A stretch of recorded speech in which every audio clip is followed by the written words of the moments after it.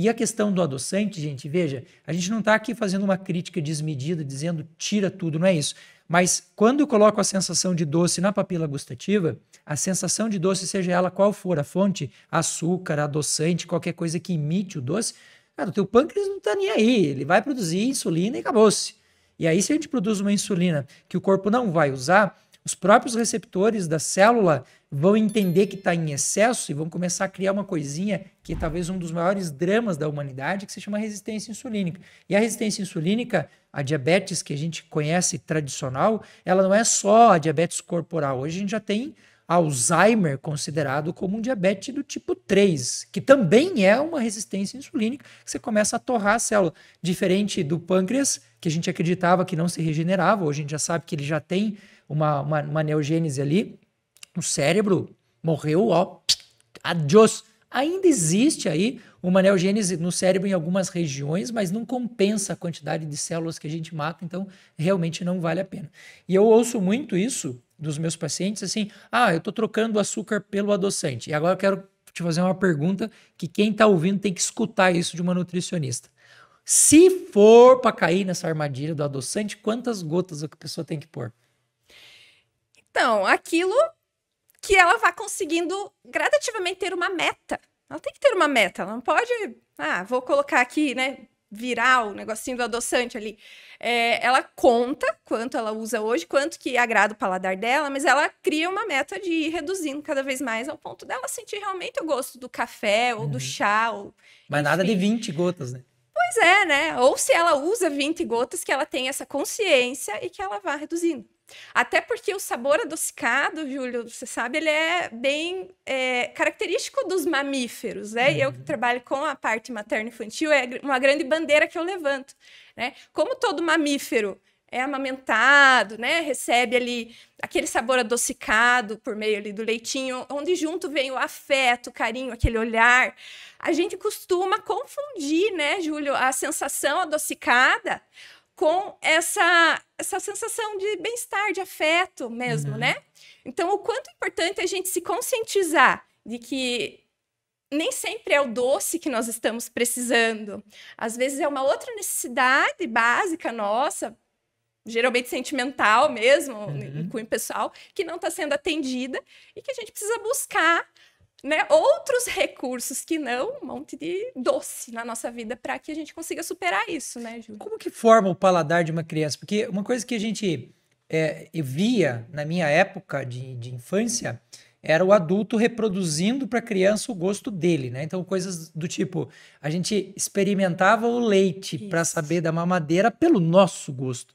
Só que esse impacto do açúcar para a criança é violentíssimo, não é? Muito. A criança tem mais papilas gustativas, né, Júlio? Então, se a gente estraga ali no começo, a gente perde a mão da coisa, né? Perde a língua, na verdade, nesse caso. E aí, o que vai acontecer?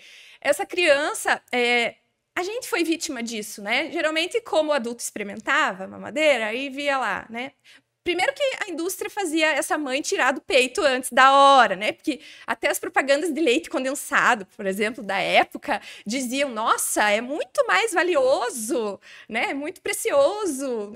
Faziam a mulher desacreditar da própria amamentação, né? Esse mundo capitalista aí fez a mulher, né? Infelizmente, diminuir a amamentação.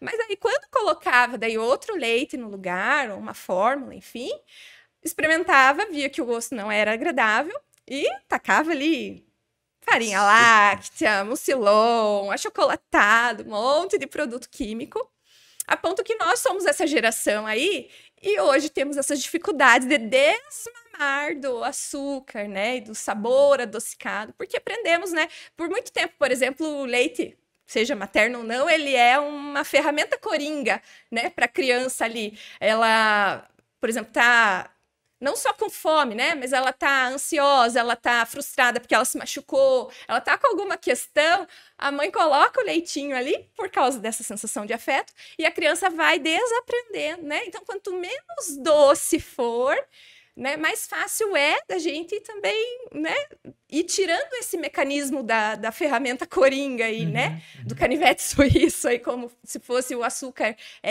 cumprisse esse espaço sentimental aí desde a infância, né? Você sabe que tem alguns estudos bem interessantes nessa linha, e aí você fala do capitalismo, me vem à cabeça, a gente não pode falar nome de empresa, mas você vai ligar Lé com CRE facinho, que fez essa primeira fórmula, que assim, aquela mãe que não consegue dar de mamar, tem algum problema, é claro que ela vai ser muito bem-vinda, porque entre não ter e ter a fórmula, eu prefiro a fórmula. Claro. Mas assim, essa indústria conseguiu convencer as mães de que o leite dela não era tão bom, aí vem com essa história. Né? Eles vendem a ideia de que o leite deles é melhor. superior. Como assim, né? E a gente tem sérios problemas, porque daí países da África, por exemplo, que compraram essa ideia com muita facilidade, a gente tem uma quantidade gigantesca de crianças com resistência insulínica, com diabetes já, tipo 1, que é uma coisa gravíssima, porque está usando um tipo de alimentação que queimou o receptor, o pâncreas trabalhou em dobro, enfim.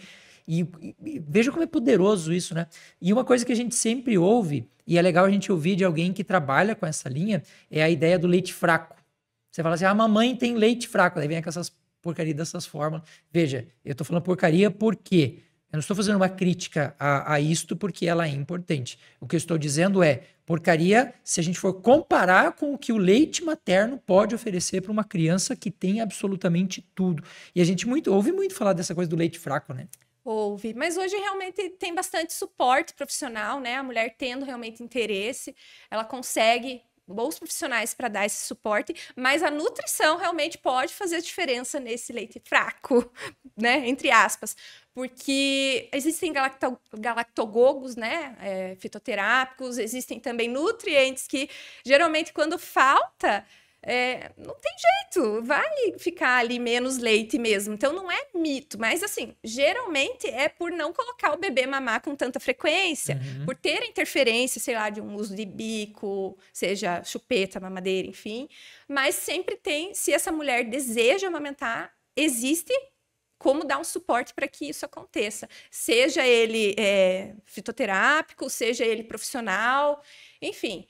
Mas é bem importante destacar, Júlio, a programação metabólica, né? Esse fato que você falou sobre as crianças até da África, né? Bem culturalmente desnutridas, né? O quanto, por exemplo, aquela mãe, mesmo sendo desnutrida, ela oferece um leite de qualidade para o seu bebê, né?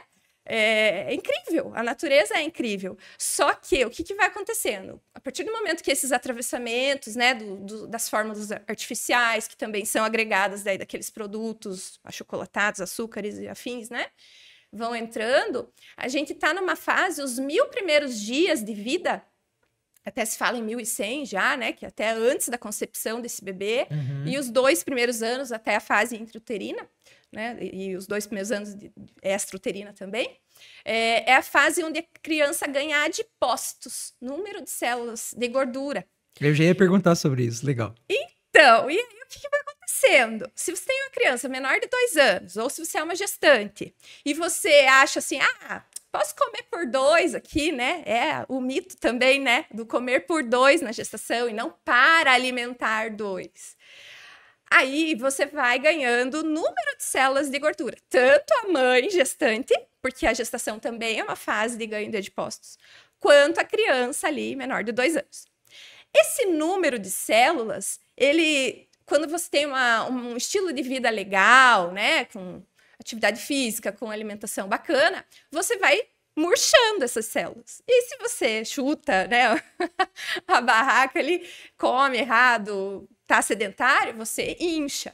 Então, é isso que faz com que muita mulherada, por exemplo, na gestação, adquira um volume corporal, assim como a criança que desde pequeno sempre foi redondinho e não conseguiu, né, nunca ser uma criança mais enxutinha, apesar de fases onde a criança é mais ativa, né? Ele tem muito a ver com essa programação metabólica, porque aí não sai, essas células de gordura não saem, elas só vão inchando ou murchando.